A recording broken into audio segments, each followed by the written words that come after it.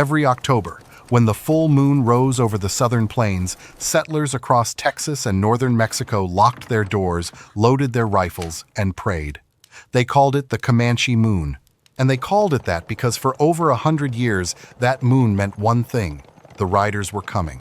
Hundreds of Comanche warriors on horseback, sometimes over 1,000, would pour south along a network of trails that stretched nearly 1,000 miles from the grasslands of present-day Oklahoma and Kansas, through the desert scrublands of West Texas, across the Rio Grande, and deep into Mexico. They moved at night, they followed the water. And by the time the sun came up, entire ranches, entire villages were gone. The livestock driven north, the people taken captive or killed, and the land left silent. The Comanche War Trail was not a single path. It was a system, a branching web of routes connecting springs and river crossings. And it fueled what one historian called a veritable industry of raiding that funneled a massive flow of stolen property northward into Comancheria and its trade channels beyond.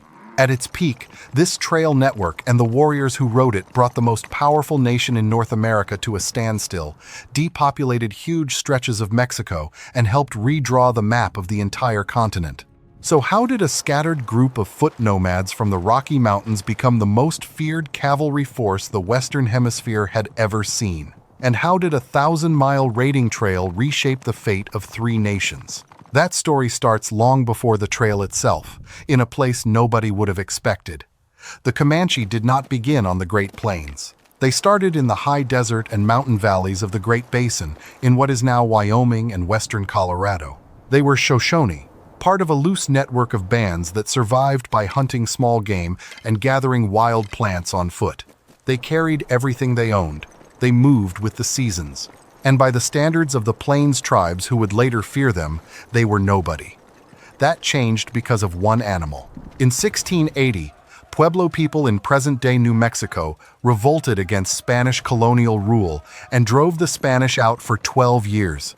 When the Spanish fled, they left behind something they had guarded jealously for over a century: their horses. Thousands of horses scattered across the Southwest, and indigenous peoples who had never ridden before suddenly had access to an animal that would rewrite the power structure of an entire continent.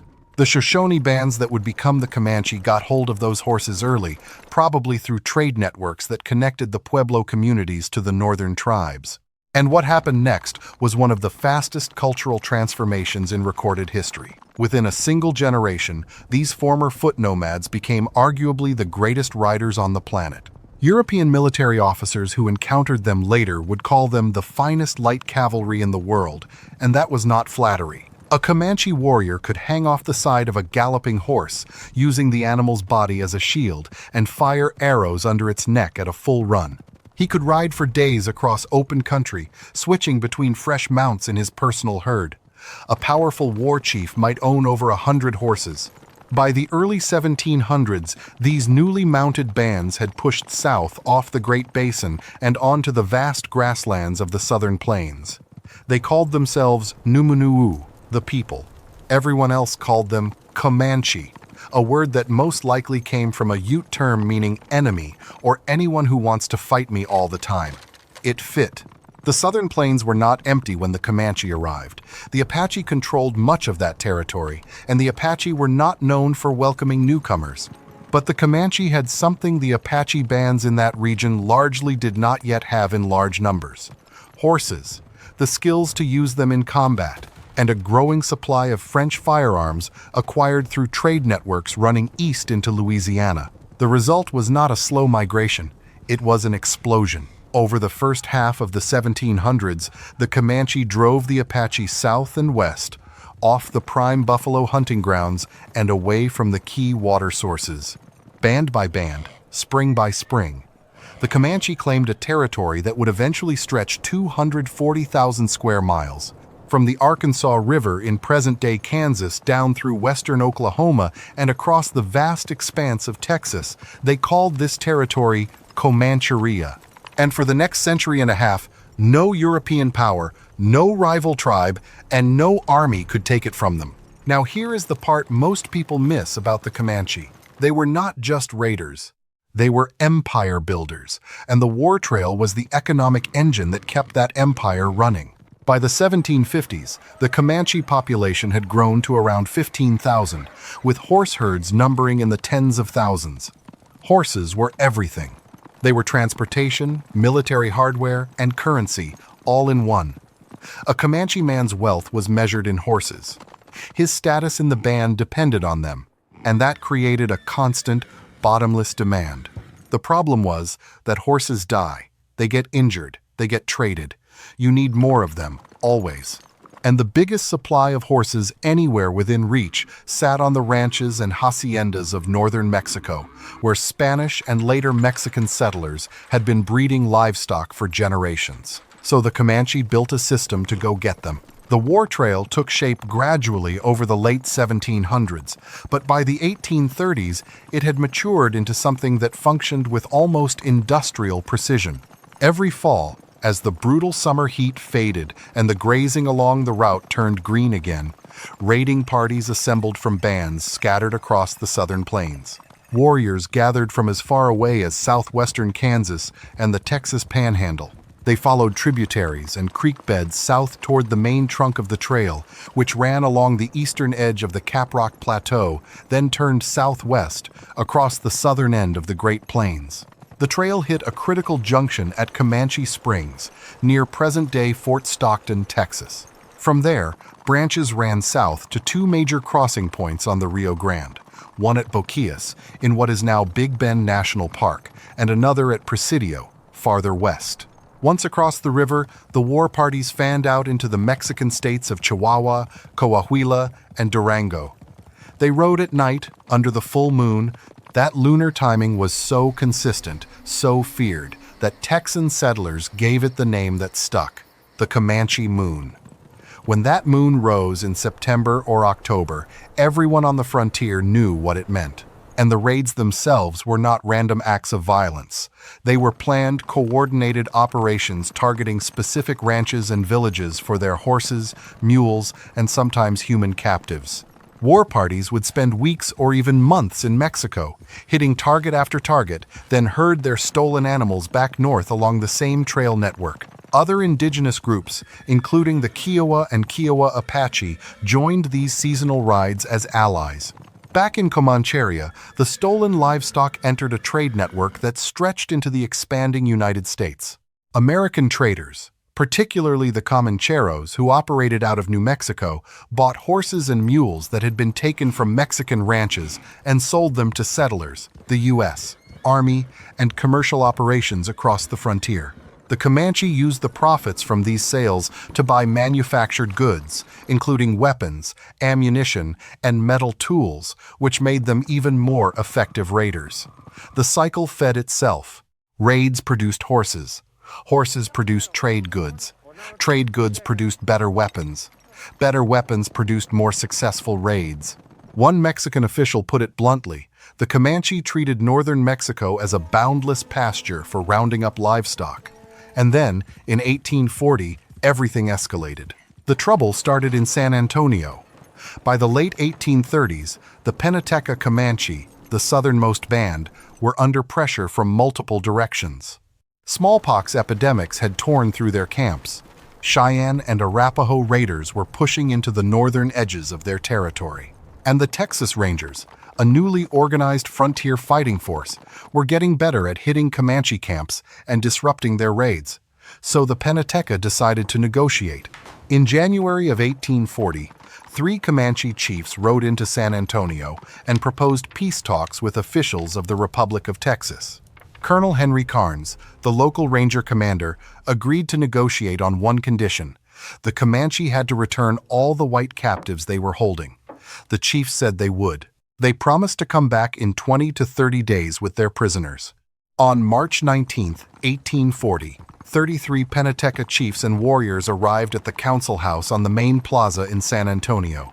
They brought 32 women and children with them, but they brought only one white captive, a teenage girl named Matilda Lockhart. Matilda's appearance shocked everyone in the room. Her nose had been burned off. Her body was covered in bruises and burns. She told the Texan officials that other captives were still being held in various Comanche camps and that the Comanche planned to ransom them one at a time for maximum payment. The Texan commissioners confronted the lead chief, Mukwa, and demanded the other prisoners. He replied that the captives were held by different bands and that he had no authority over those bands. This was true. The Comanche were not a centralized nation with a single leader. They were a loose confederation of independent bands, each with its own chiefs. Mukwa could not force another band to give up anything. The Texans did not understand this, or did not care. Soldiers had already been positioned around the building under orders from the Secretary of War, Albert Sidney Johnston. If the Comanche failed to produce all the captives, the chiefs were to be seized as hostages. When the commissioners told the Comanche chiefs that they were now prisoners, the room went up. The chiefs tried to fight their way out. They called to their people outside for help. In the chaos that followed, soldiers opened fire inside the council house and in the courtyard beyond. When the shooting stopped, 35 Comanche were dead, including 12 chiefs and several women and children. 7 Texans were killed, mostly by friendly fire in the confusion. 29 Comanche survivors were thrown into jail. The Comanche called the council house fight a massacre, and the response was immediate. When news of the killings reached the Comanche camps, the warriors did exactly what you would expect. Of the 16 white captives still being held, 13 were tortured to death. Matilda Lockhart's 6-year-old sister was among those killed, roasted alive over a slow fire. Only 3 captives who had been fully adopted into the tribe were spared. Then a war chief named Buffalo Hump gathered the largest raiding force the Comanche had ever assembled for a strike on Anglo-Texas. In early August of 1840, somewhere between 400 and 1,000 Comanche warriors rode east out of the hill country under a full moon. Their target was not a frontier outpost. It was the heart of settled Texas itself, the towns and villages clustered along the rivers and creeks that ran southeast toward the Gulf of Mexico. Buffalo Hump moved his army at night to avoid detection. A rural mail carrier stumbled onto their trail and raced to the town of Gonzales to raise the alarm, but by then the Comanche were already splitting into raiding parties. On August 6th, part of the war party hit the town of Victoria before anyone could organize a defense. Settlers were killed, livestock was driven off, and buildings were burned. But Victoria was not the real target. Buffalo Hump kept pushing southeast all the way to the coast. On August 8th, the Comanche struck Linville, a small port town on Lavaca Bay. Linville was one of the busiest ports in the Republic of Texas, full of warehouses stocked with goods that had just arrived by ship. The townspeople saw the massive war party coming and fled to boats anchored in the bay. They floated offshore and watched as the Comanche burned their town to the ground. The warriors spent hours looting the warehouses. They found formal clothing, top hats, umbrellas, and bolts of fabric. Some of them tied ribbons to their horses' tails and wore top hats as they rode. Then they set the rest on fire and turned north, driving a herd of stolen horses and mules estimated in the thousands. Word of the raid spread across Texas like wildfire. Militia units and ranger companies scrambled to intercept the Comanche before they could escape back into the hill country. On August 12th, a combined force of Texan volunteers, militia, and a small number of Tonkawa scouts caught up with Buffalo Hump's retreating column near the town of Lockhart along Plum Creek. The Battle of Plum Creek was chaotic. The Comanche were weighed down by their enormous stolen herd and their plunder from Linville. The Texans charged, and a running fight broke out across the open prairie. The Comanche eventually abandoned most of their loot and scattered into smaller groups, escaping into the brush country to the west. Casualty counts vary wildly depending on the source, but the Texans claim to have killed around 80 Comanche warriors, while losing only a handful of their own men. The Great Raid of 1840 was over. Linville was never rebuilt. But the raid was not an ending. It was the opening act of something far larger and far more destructive. Because while Texas was dealing with Buffalo Hump, the northern Comanche bands had already been riding the war trail south into Mexico on a completely separate campaign. They were stealing horses and kidnapping Mexican boys to serve as herders for the animals they planned to take on future raids. The war trail was not slowing down. It was about to reach its peak. If you're learning something from this, hit subscribe. I cover history stories like this every week. Now, the real devastation was happening south of the Rio Grande, in places that most American history books barely mention. Because while the Council House fight and the Great Raid of 1840 get all the attention in Texas school books, what the Comanche were doing to Mexico during the same period was on a completely different scale.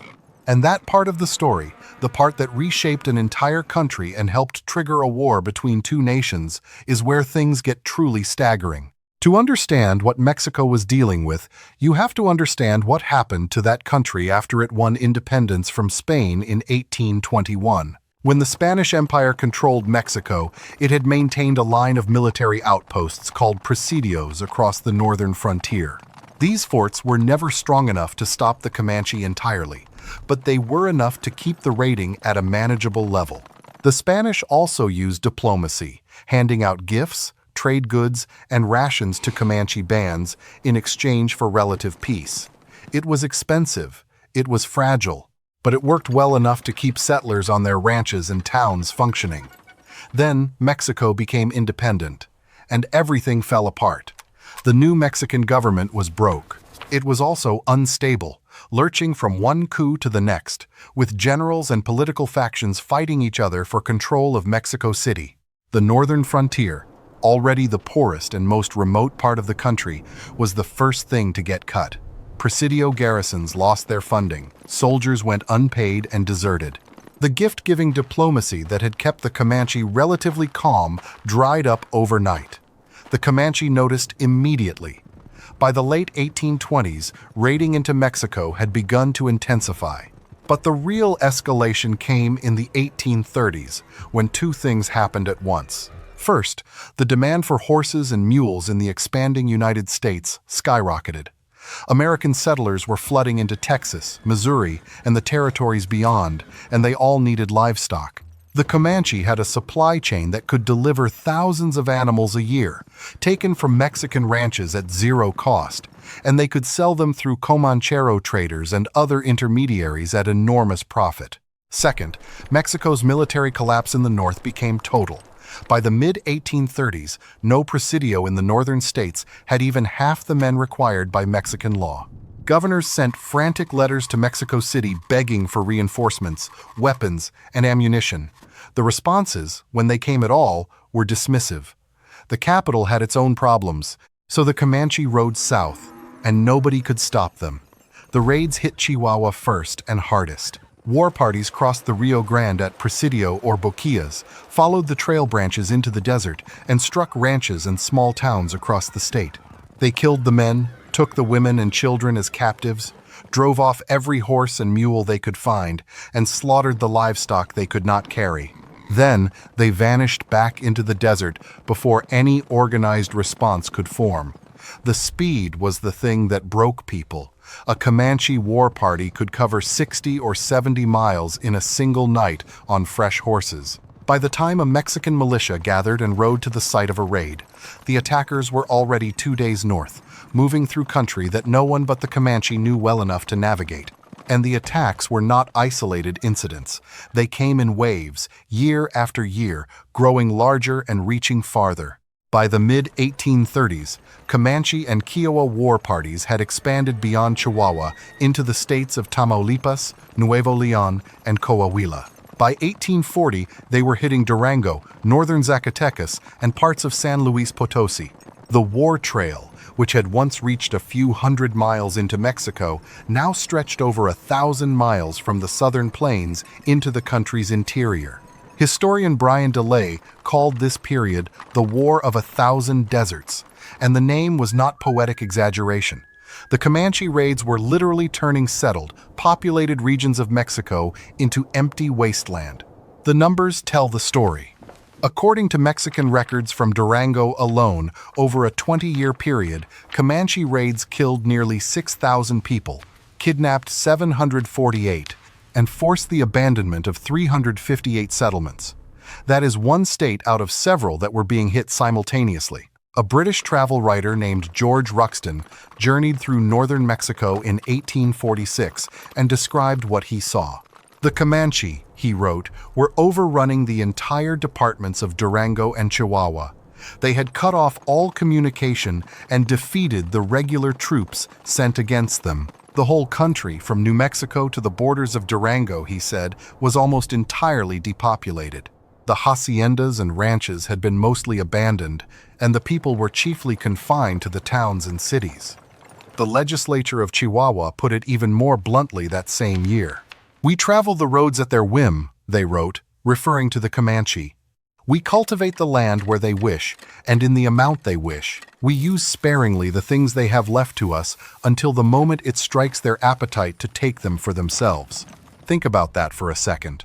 An elected government describing its own citizens as living entirely at the mercy of raiding parties from another nation, and they were not exaggerating. By the early 1840s, the Comanche had pushed their raids to a point that seemed impossible. War parties reached cities just 135 miles from Mexico City itself. In 1847, a column of 200 Comanche warriors marched straight through the city of Durango and left without anyone challenging them, not because the city had no soldiers, because no one dared to try.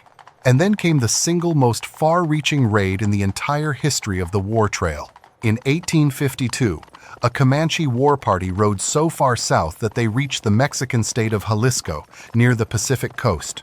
That is 600 miles from their usual crossing point on the Rio Grande and nearly 1,000 miles from their homeland on the southern plains. They had ridden through deserts, mountain passes, and tropical lowlands to reach a part of Mexico that no Comanche had ever raided before. Nobody in Jalisco had ever seen a Comanche warrior. The people there knew the name, the way you might know the name of a distant hurricane. It was a threat that belonged to someone else's territory. And then the riders appeared. Now, the destruction the Comanche caused in Mexico did something that no one fully appreciated at the time, but that historians have pieced together since. It helped cause the Mexican-American War. Here is how that worked. By the 1840s, Comanche raids had depopulated so much of northern Mexico that the Mexican government's hold on those territories was barely functional. Towns were abandoned. Roads were unsafe. The military garrisons that were supposed to defend the region were understaffed, underfunded, and demoralized. Northern Mexico was, in practical terms, a power vacuum. The United States saw that vacuum and walked right into it. American politicians and military officials were well aware of the devastation the Comanche had caused. They understood that Mexico could not defend its northern frontier, and they used that weakness as one of the justifications for claiming those territories. When American troops invaded northern Mexico in 1846, they found exactly what Ruxton had described: a ruined countryside and a population that had been beaten down by decades of relentless raiding. The Treaty of Guadalupe Hidalgo, which ended the Mexican-American War in 1848, handed the entire northern third of Mexico to the United States. As part of that treaty, the United States promised to police the new border and prevent Indian raids into Mexico. It was a promise the Americans had no ability or serious intention to keep. If anything, the raids got worse after the treaty.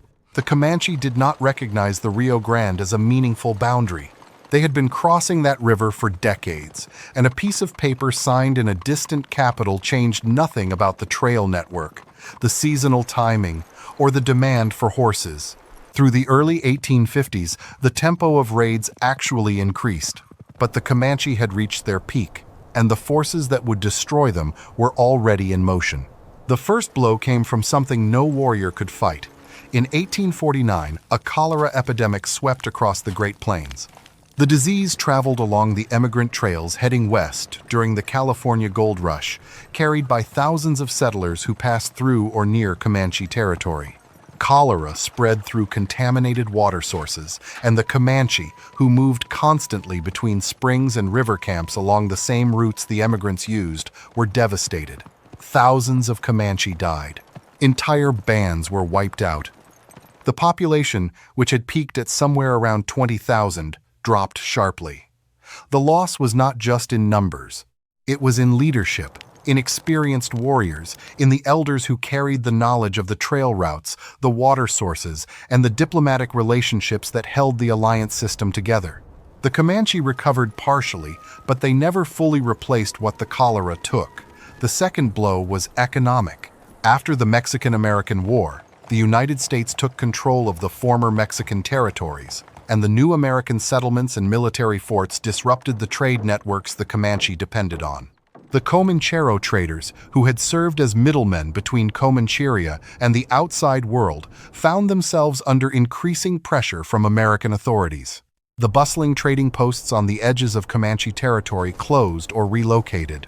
The market for stolen Mexican livestock, while it never disappeared entirely, shrank as American law enforcement expanded into the region. And the third blow, the one that actually killed the Comanche way of life, was the buffalo. For everything the Comanche did with horses, with raids, with trade, the foundation of their existence was the buffalo. They ate buffalo meat. They made their lodges from buffalo hides. They wore buffalo robes in winter. They traded buffalo products for goods they could not produce themselves. Without the buffalo, nothing else worked. In the years after the Civil War, commercial buffalo hunters began moving onto the southern plains in huge numbers. These were not settlers or soldiers. They were professionals with long-range rifles, and they killed buffalo by the thousands for their hides, which were shipped east to feed the booming leather industry. The meat was left to rot on the prairie. The scale of the slaughter was staggering. Estimates vary, but the southern buffalo herd, which had once numbered in the millions, was effectively wiped out between 1872 and 1874. In just 2 years, the hunters stripped the southern plains of the animal that had sustained human life there for thousands of years. The U.S. Army knew exactly what the buffalo hunters were doing, and they did nothing to stop it. In fact, some officers actively encouraged it. General Philip Sheridan reportedly told the Texas legislature that the buffalo hunters had done more to solve the Indian problem in 2 years than the entire Army had accomplished in 30. Whether or not he said those exact words, the sentiment was accurate. Kill the buffalo, and you kill the Comanche. It was that simple. By 1874, the Comanche and their Kiowa and Cheyenne allies were starving. The government rations promised under the Treaty of Medicine Lodge, signed in 1867, were either insufficient or never arrived. The buffalo were gone.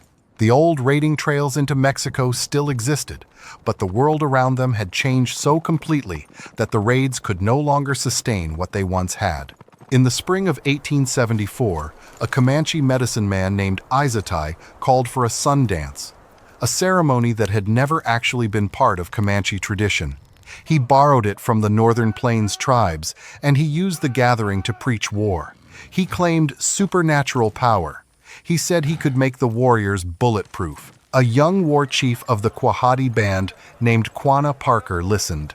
Quanah was the son of a Comanche chief named Peta Nocona and a white captive named Cynthia Ann Parker, who had been taken as a child and raised as Comanche.